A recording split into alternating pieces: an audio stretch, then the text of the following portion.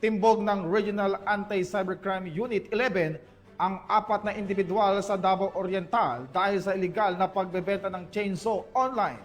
Nakabalita dyan si Patrolwoman Mary Grace Artizuela.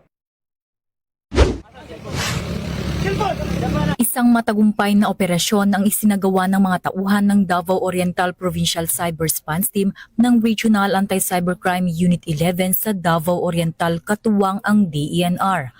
Ang operasyon ay nagresulta sa pagkakaaresto ng 4 na individual na sangkot sa iligal na pagbebenta ng chainsaw online.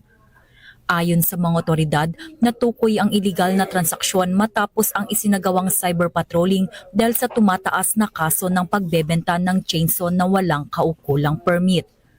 Dito na nakipagkasundo ang mga otoridad sa mga suspect para sa pisikal na transaksyon na umantong sa kanilang pagkakaaresto. Nakumpiska mula sa operasyon ang 10 piraso ng chainsaw na may kabuuang halaga ng 150,000 piso.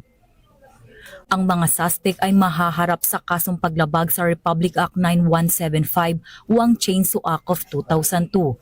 Sa kasalukuyan, ang mga suspect ay nasa kustodiya na ng Davao Oriental PCRT pati na rin ang mga nakumpiskang ebidensya para sa nararapat na disposisyon.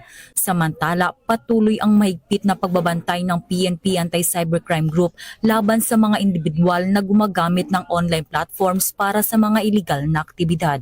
We are encouraging the public to be meticulous in purchasing items in any online or social media platforms.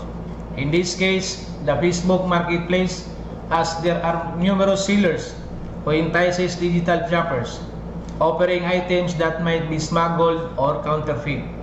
Please bear in mind that chainsaws are power tools that requires licenses or permits and clearances from the DENR to sell, purchase, transfer, and use.